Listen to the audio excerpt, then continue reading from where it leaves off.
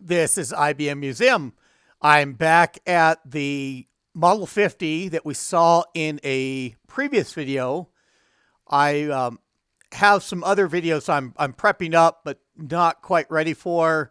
So I wanted to quickly run through this a little bit ahead of the schedule I had planned to go through and to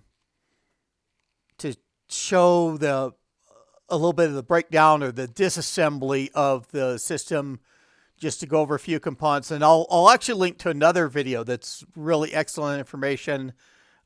Someone's gone through from a Skycam and shown the aspects of the Model 50 as well. But and I'll link that in the description. But I wanted to show that as well here. And I've gone through and prepped a little bit for this video. I wanted to make sure that I had a good diskette drive, and the one that was in there didn't read diskettes. I tried another one that was identical to it, and that one didn't work for me as well. So I took the diskette drive off the Model 70 briefly just to be able to run the reference diskette. I'm prepared for that for the screen captures to present that as well.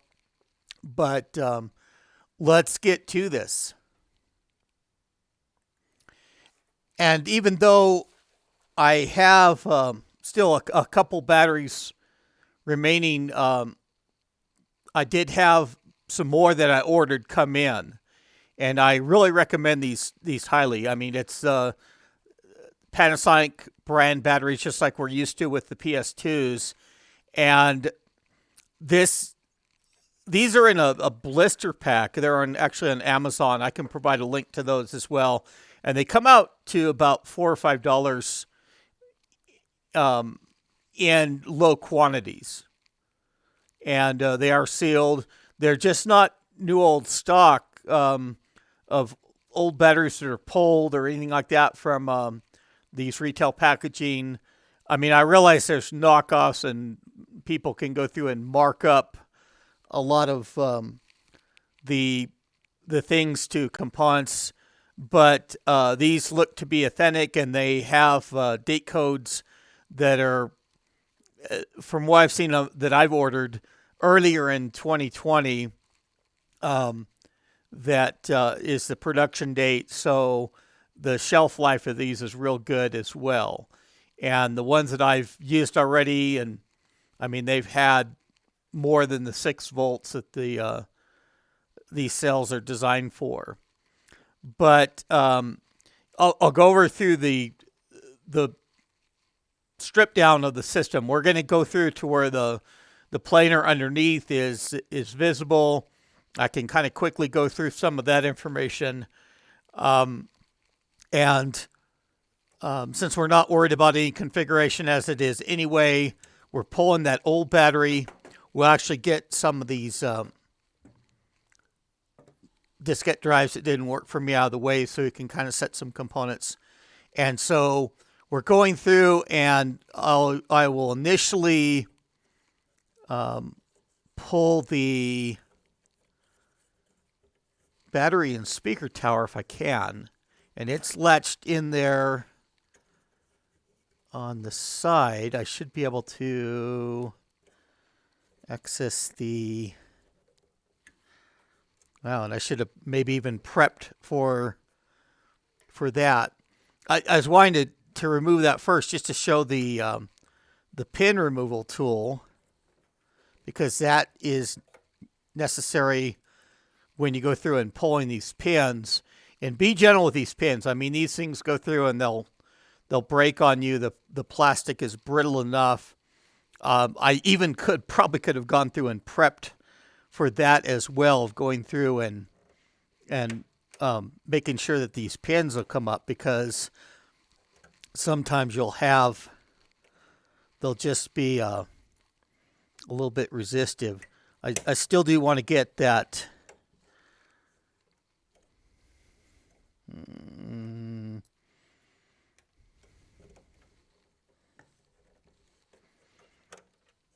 Yeah, normally these they actually just have latches in there. And this is the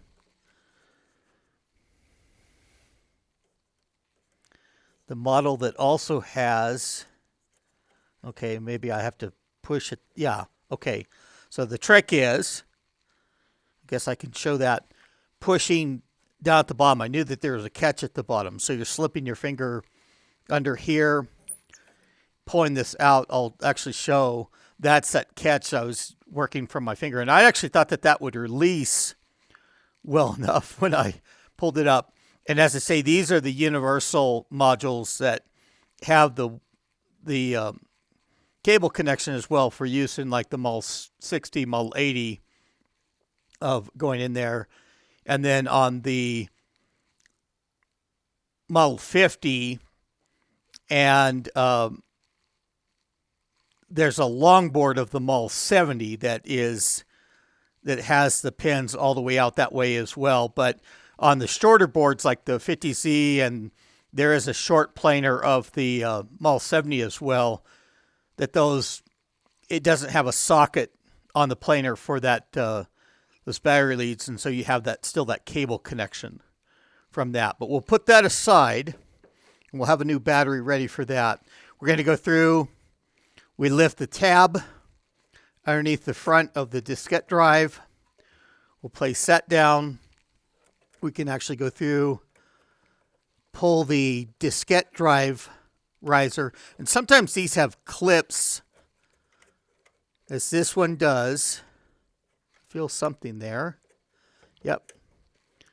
Okay. That goes over the end of these, and this holds that down. And so you need to look on these when you go through just to see if there's a little clip. And I believe the clip actually releases at that lower drive platform end of coming out of the way. I should have familiarized myself with the insides a little bit more before I went on video, just to show, because I thought sometimes you could go through and you could slip this off to the side, but we may have to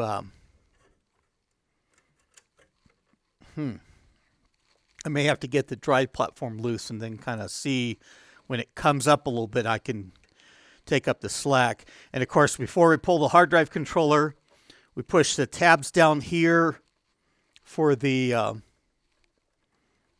hard drive and slide that towards the power supply out of the way to make sure I don't bump the camera too much here.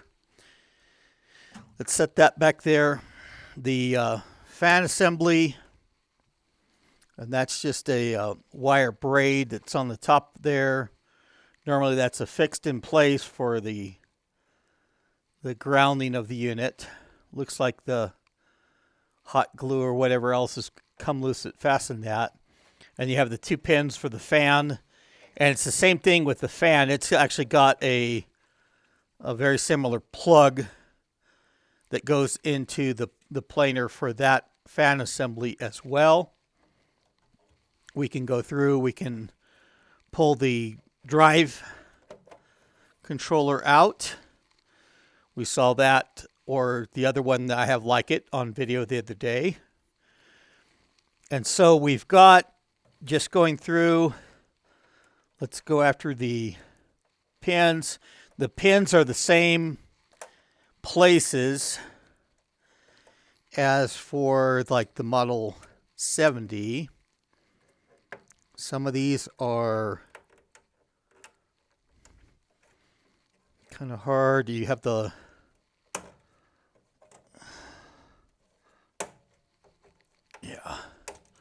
okay. And there's a click when those fully come up.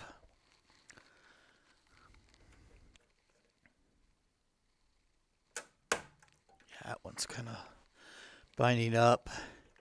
And of course, even normally if you spray WD-40 or anything like that, I mean, it evaporates and collects dust as it is. So it's not a long-term solution to clean that. And we'll put that lever back in place where that storage spot is.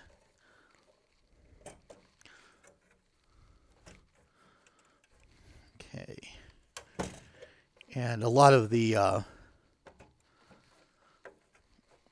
that diskette drive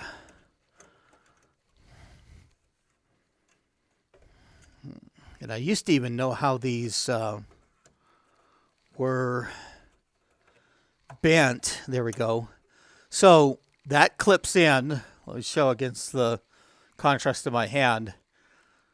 Clipping over the top of the card at this top hook, and just being kind of a friction or tension fit through the slot of that drive platform. So we have that pin aside. We can bring out the diskette riser. And I've even gone through its, the power supply on these small 50s is not all that much. I'll have to look it up and put it in the comments. What does it say for? We maybe have to look a little bit lower for the label. But I've actually wired up power leads from that Molex power leads from those before. And okay.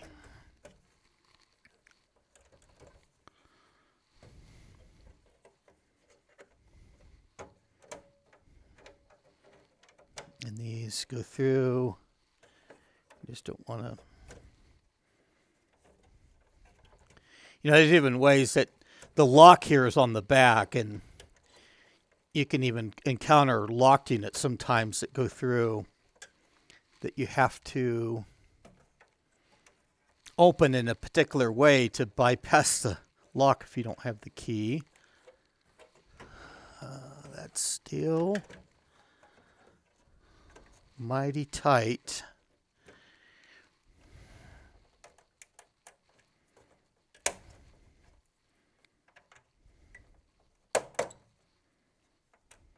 In that center area.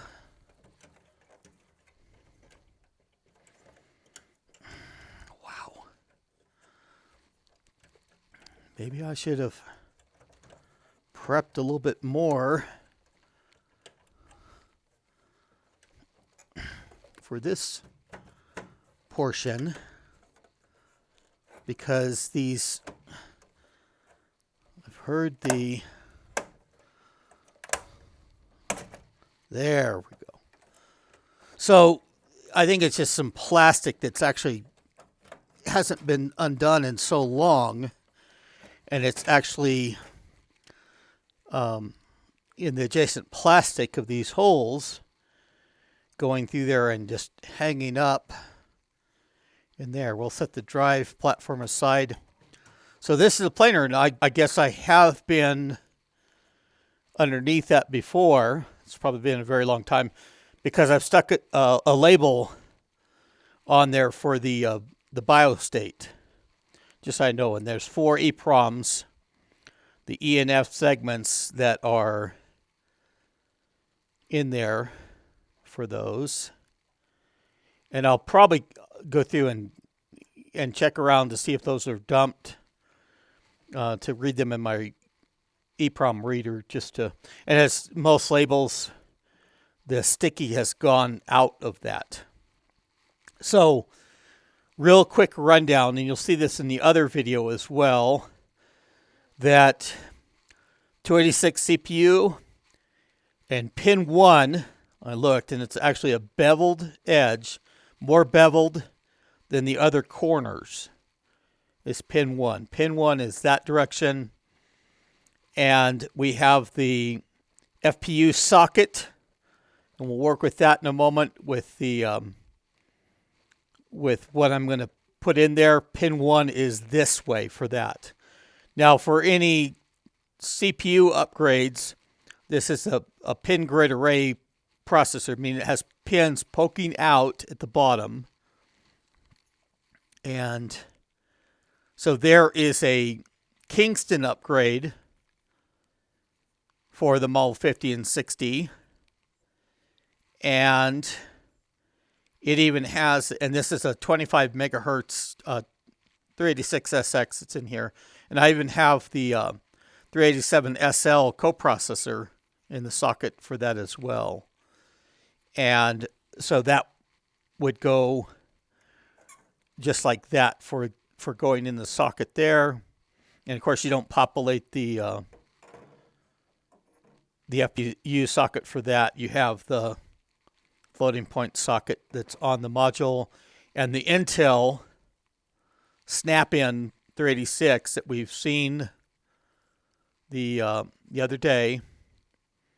And this is also for the Model 50 and Model 60, the version, as we saw from the back of that cover, the container.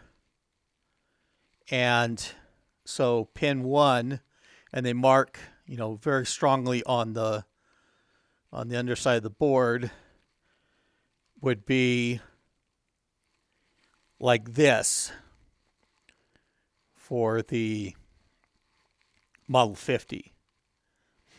And the 50Z model that came out after this, Z meaning the zero wait states for faster memory, and it was a shorter planar. I mean, they went through and it's a little bit better optimized with the zero wait states. It runs faster. It's also got 72-pin SIMs, or a 72-pin SIM slot, a single slot on the planar.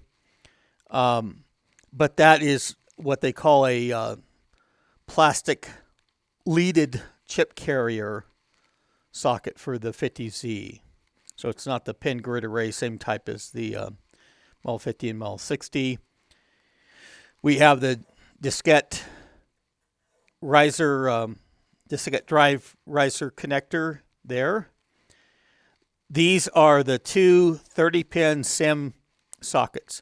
Now, normally what you'll find on the Model 50 is that these will be populated with the 256 kilobit modules.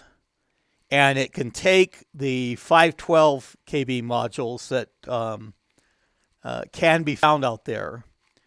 And so with the 256 KB module, you would have 512 KB total of planar memory with these 512 KB modules.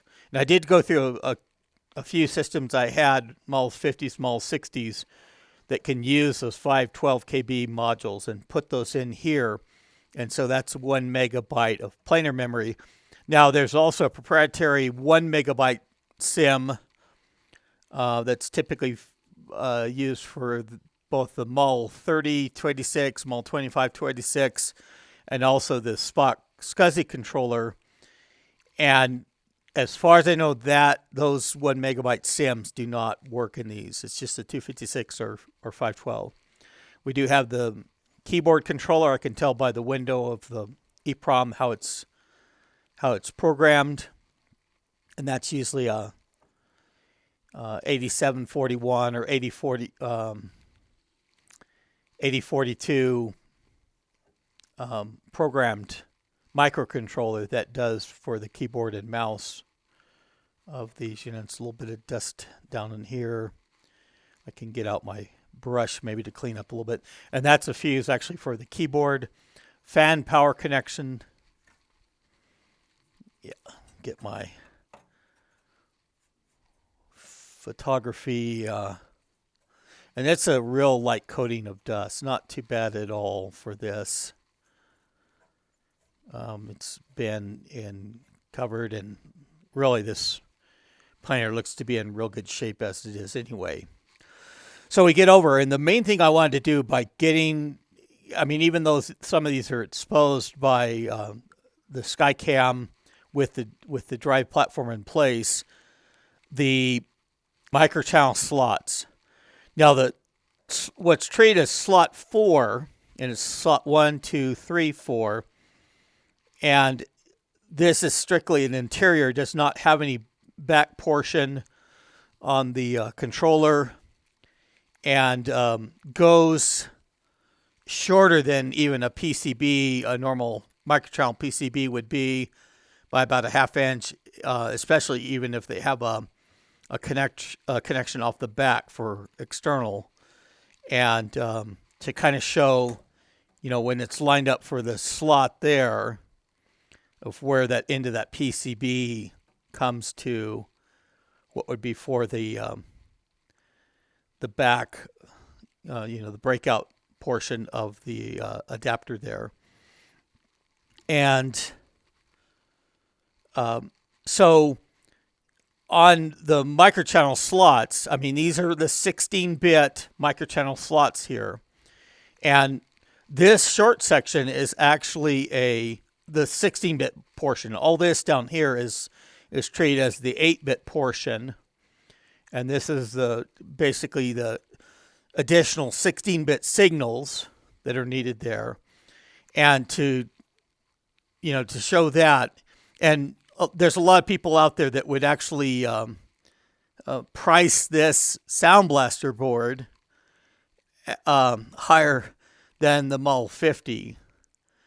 I can show for it. But I wanted to show that in this case, the Sound Blaster board just has that 8-bit portion populated with pins. And it's just a blank PCB for that 16-bit area. So, I mean, truthfully, this microchannel adapter of the Sound Blaster is an 8-bit card. And it's ultimately the Sound Blaster, I mean, it's just modified from what it was on for the clones and earlier PC levels that it could go on. They just modified came up with a PCB that basically has the same components as that, but there's a world of difference now between the prices of what those are.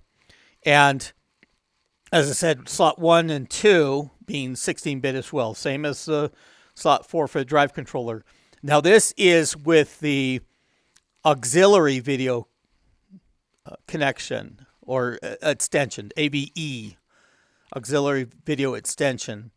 And this is typically referred to as like the 8514/A slot. It's for a video adapter that ties into this area of the connection is for tying into the base video that this system has. It has VGA on the planar. This is the VGA chip here.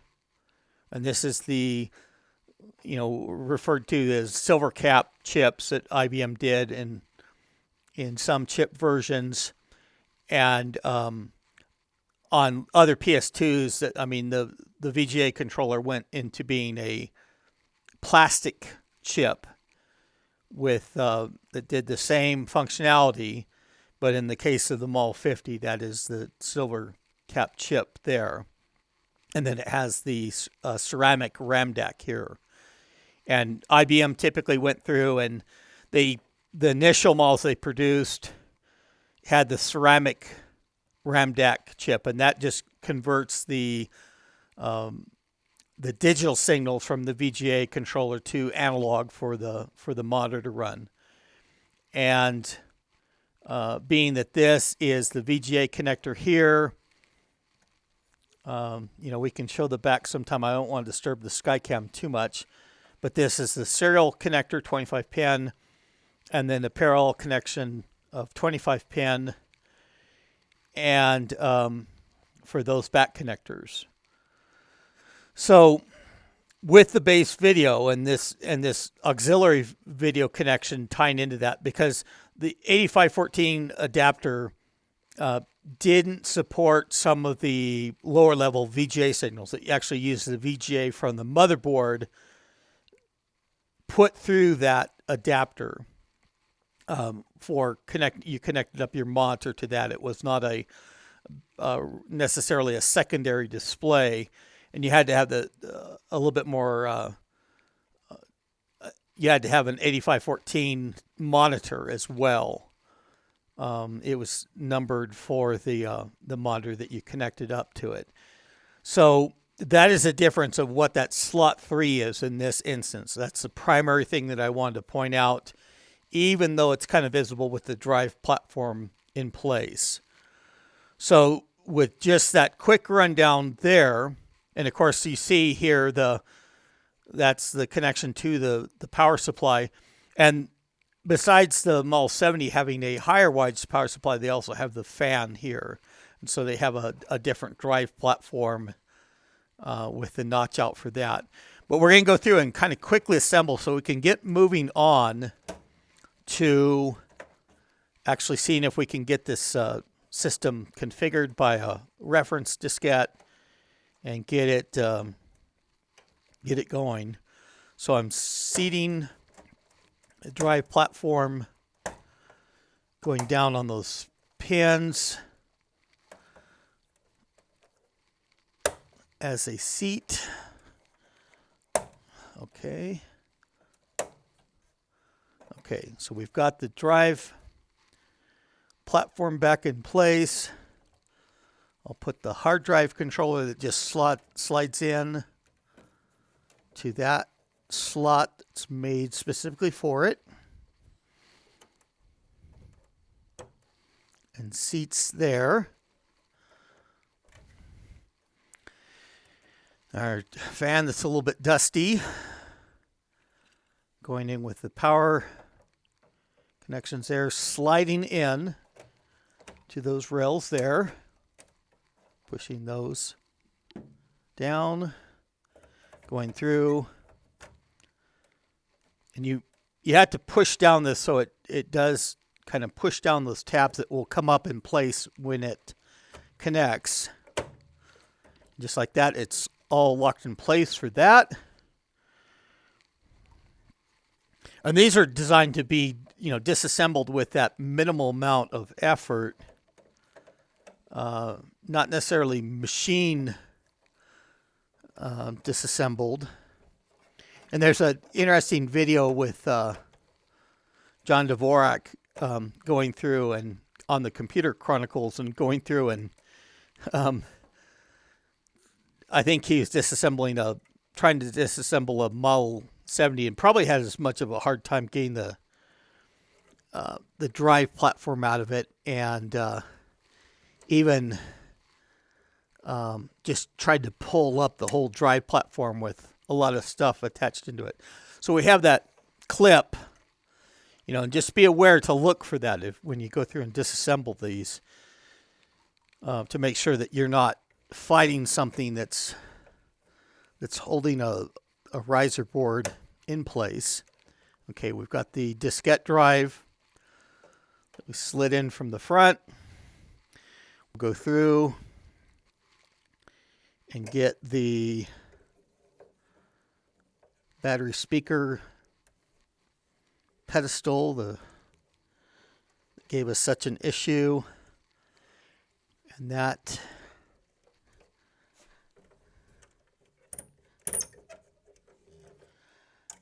I want to make sure that I have that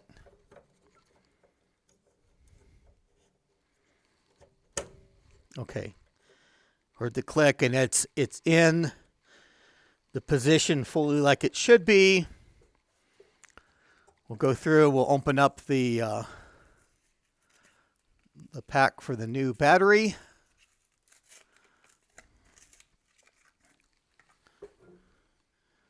Okay. I did bump my SkyCam around a little bit. I'm sorry. Okay, and the groove on the bottom contacts the little connector.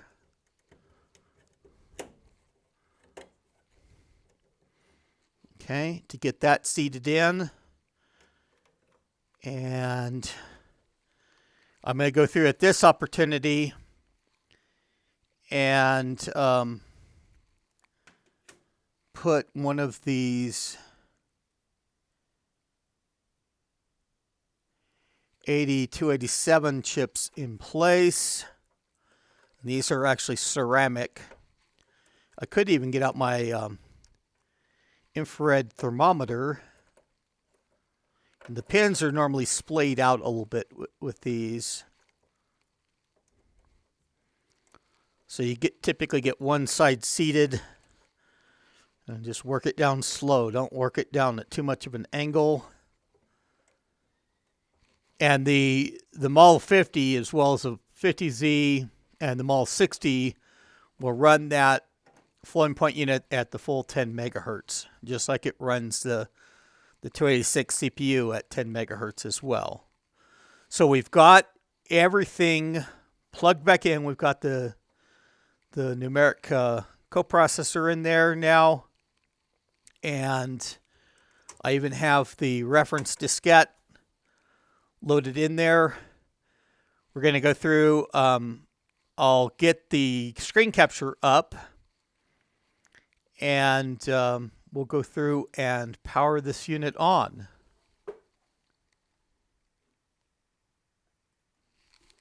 Okay, powering things on.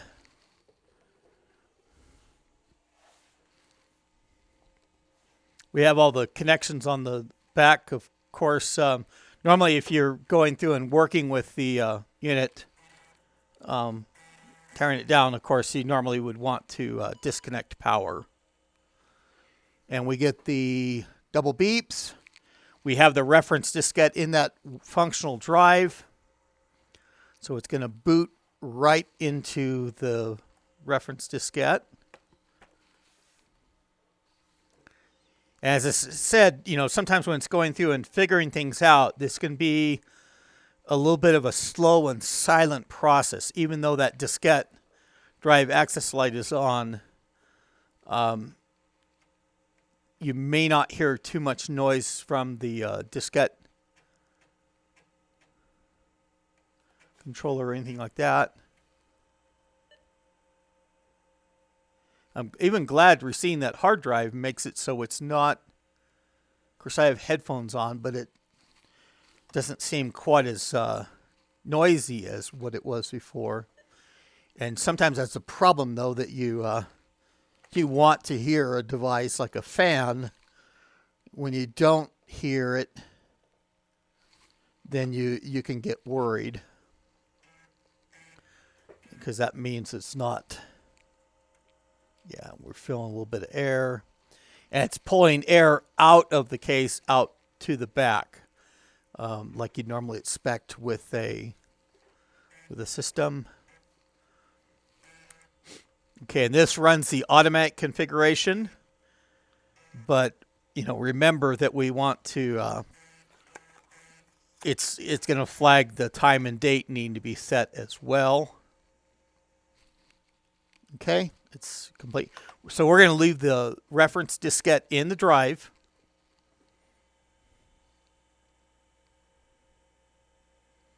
I didn't look at the watt. I think the wattage is like 74 watts for the power supply. Pretty low. Not that much. And I've been lucky. I've never really felt the need to have a camera on the power supply when I start things up. And there we get the 163 error about the date and time, which we'll see the text of that. And of course, it ran through that beginning of that reference diskette a lot quicker that time after the system is configured.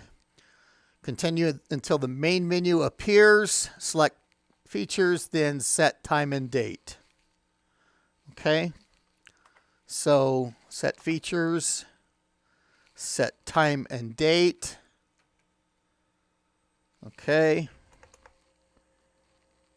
And I even have to figure out what day it is. And even though it's not necessarily real important, the time. Okay. So then F3 to back out. And we want to look over...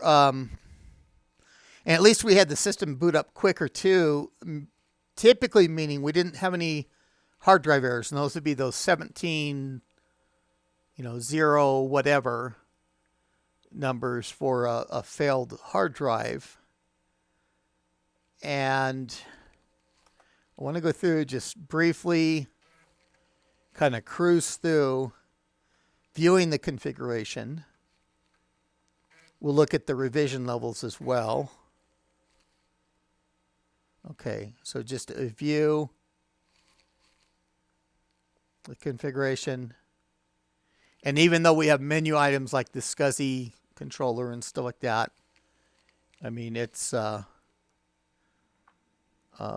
that's not going to be for this system. So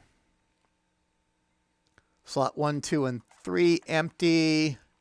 Slot 4 is the internal. Connector type of drive is the 30.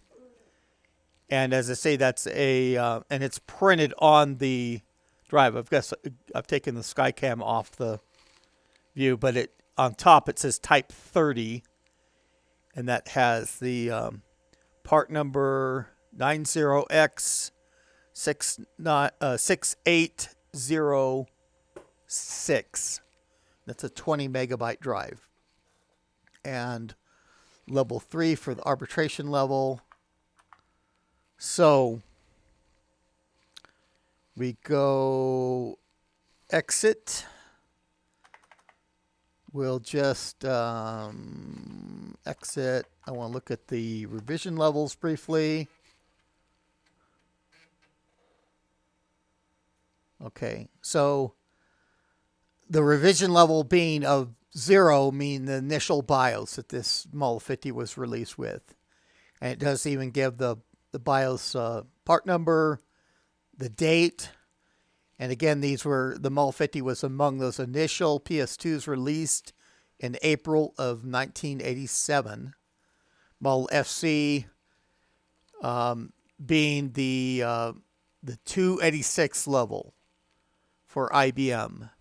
We saw a lot of those F8 models with SIT otherwise, and but all the 286 level from IBM was the BIOS model of FC. Submodel 4 for this Model 50. The I think the Model 60 is submodel 5. But we've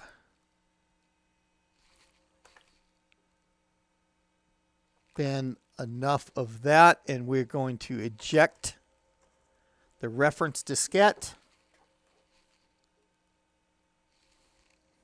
And I have no idea of what is on this hard drive at all.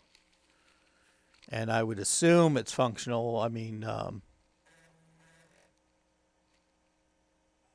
but we'll find out. Oh, there's that hard drive noise. Okay, and we have a 1790 error, which is a hard drive error. And I heard kind of a high-pitched noise. I actually should have gone through and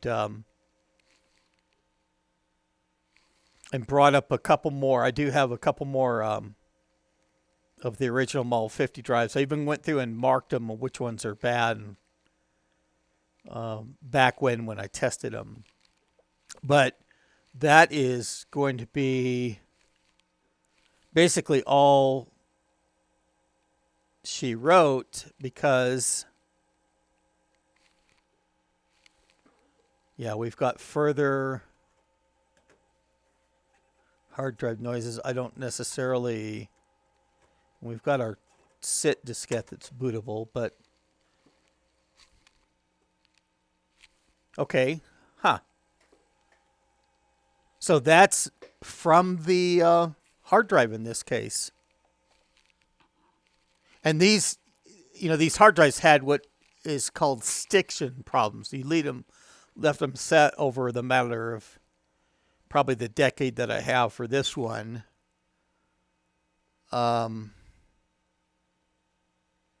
Okay.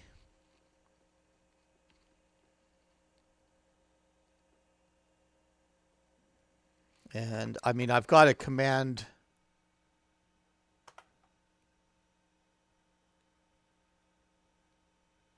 Well, let's give it.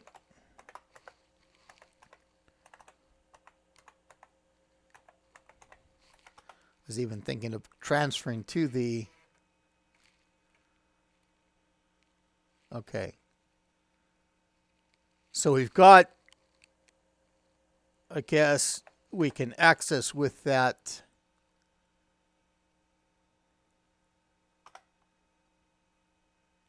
Okay, and so this hard drive is just blank for the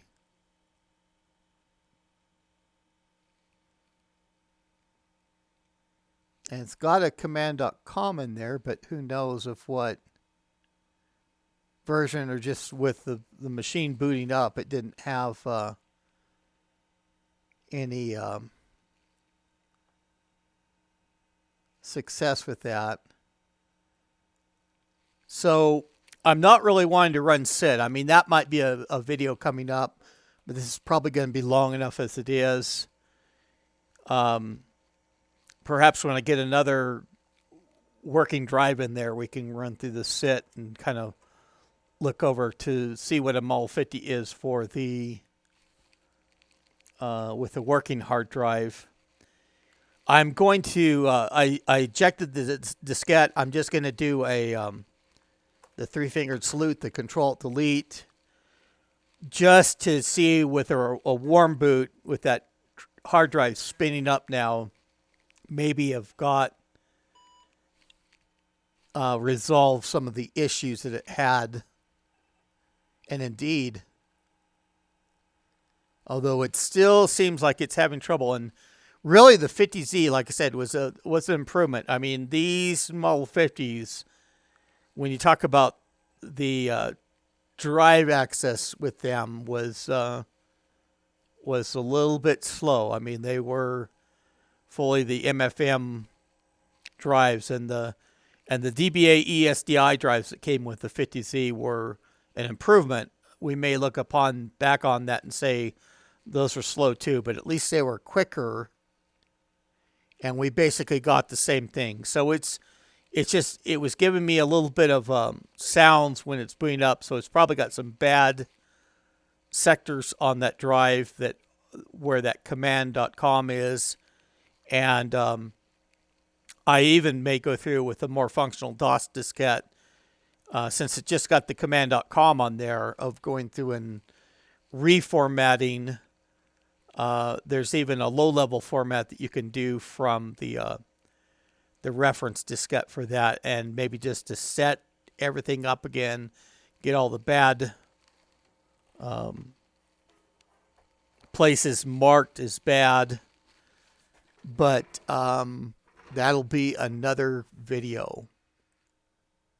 But if you did enjoy this content, please click on that like button, please. And as always, subscribe to my channel if you haven't already. That's all I have for now. This is IBM Museum. Thank you.